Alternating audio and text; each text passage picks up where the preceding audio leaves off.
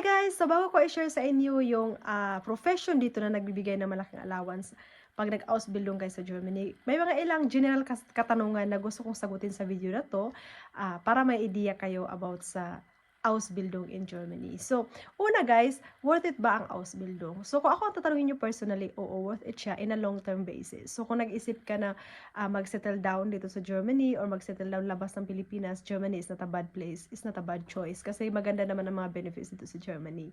Maganda ang health system nila at marami ding tulong na maaari nyo ma-receive pag nandito kayo sa Germany. So, pangalawa, kaya bang tustusan ng allowance nyo yung cost of living nyo dito? So, depende yan sa'yo. Dito kasi pagdating sa food, hindi naman masyadong mahal dito kasi maraming tinatawag na discounter. For example, Aldi, Penny, Lidl. So, mura yung food niya kapag hindi kayo kapag magluluto lang kayo sa bahay, hindi kayo laging sa restaurant, syempre makakatipid talaga kayo.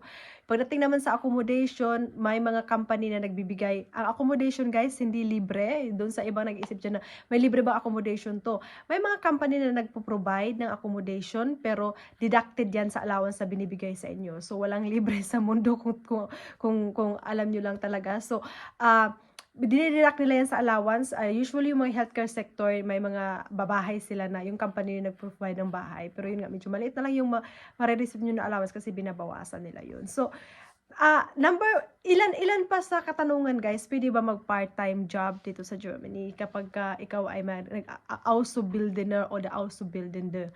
Ang sagot niyan, oo, pwede ka naman mag-many job. So mag-many job dito, 500 euro below, mga ganyan, walang tax yun. So pwede kayong, kung kaya naman ng oras nyo, pwede kayong mag-many job para additional income din yun para papadala sa Pinas for example. So yun, yung allowance nyo guys, depende talaga yan sa inyo kung paano niyo sila pagkasyahin. Tiyagaan nyo lang talaga kasi yung pag-Ausbildung naman is nasa 3 years. Pag once na tapos yung Ausbildung nyo, malaki talaga yung chance na makapag-work kayo dito ng stable at madala nyo yung family nyo. So ngayon guys, i-share ko sa inyo kung ano yung mga jobs na, kung magkano yung approximately na sinasahod dito pag nag-Ausbildung kayo at ano yung jobs na mas malaki yung allowance at mas malaki yung sasahod nyo later on kapag kayo na-employ na. So, ito guys, yung mga jobs na sinasabi ko sa inyo. So guys, gusto ko i-share sa inyo itong website na ito, career.unicom.de. So, ito guys, ito yung career na actually pag nag-Ausbildung kayo as a Fluglotse, lalaki yan, Fluglotse is babae. Ibig sabihin sa English yan is air traffic control. Ito talaga yung Beruf guys dito na meron talaga siyang malaking allowance kahit sa Ausbildung or apprenticeship. So, nakalagay dito guys, Ausbildungsvergütung für die Höhe Verantwortung. So, from 900 euro in Swiss Ausbildung ja, nasa 3,000 to 4,000 euro. So, from 900 until the second year mo, maaring 3,000 to 4,000 brutto. Brutto means gross. Tapos, sa last year mo, maaring 4,000 to 5,000 euro per month. So, pagka naman, kapag naman na-employed na kayo, mag-start yung career nyo guys, ang sahod nyo is in between 6,000 to 8,000 euro per month. So ito talaga yung Ausbildung or apprenticeship na Beruf dito na talagang mataas talaga yung sahod niya later on din kapag na-employ na kayo yung air traffic controller.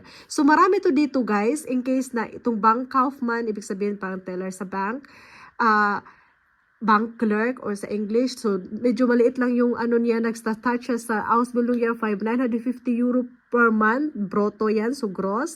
Tapos, in between year, nasa 1,000 to 1,070. So, marami dito guys, i-click nyo lang yung website na to, i-check nyo. At in case hindi pa kayo marunong mag-German, you can always translate to dpl.com. So, yan yung dpl.com translation guys. So, ginagamit ko din yan madalas. So, gamitin nyo yan para may idea kayo in case na nagplano kayong pumunta dito sa Germany. So, about naman guys, kasi dito marami ding nagtatanong about nursing. So, ang Pflegefachmann guys, ito medyo mataas to siya sa tinatawag na Altenpflegerin. Kasi yung Altenpflegerin, ang alam ko, ito yung caregiver. So, itong Pflegefachmann o the Frau, parang ano siya, parang nursing specialist na siya.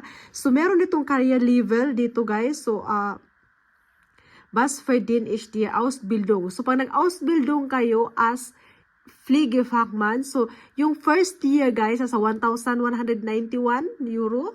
Tapos, yung second year, nasa 1,000, mag-start like 100 euro. So, kapag ka kapag ka nag-start na kayo sa career nyo, tapos na yung Ausbildung nyo, maaaring sasahod kayo ng 3,250 po. Doon mag-start yung sahod nyo per month. So guys, gross to lahat.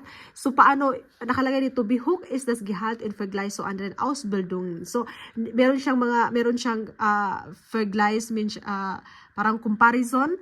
So ang comparison guys, for example, sa caregiver o Altenpflegerin, nasa 1,265 euro yung sahod niya, or parang Ausbildung Vergütung allowance per month. So, depende din yan sa company guys, pero ito is approximately lang to. So, itong website na to, asubi.de, na-share ko na to noong nakaraan. So, I'm going to share it again with you guys. So, in case na interesado kayo, you just have to explore the website and find out kung ano ba talaga yung gusto nyong gawin dito sa Germany. So, balutin naman dito sa baba guys, meron dito, yung sahod pala dito guys, nagdidepende din minsan sa, nagdidepende talaga siya sa Bundesland na tinatawag. So, yung Bundesland guys, state in English. So, marami ditong state. So, 16 state ang meron ang Germany. So,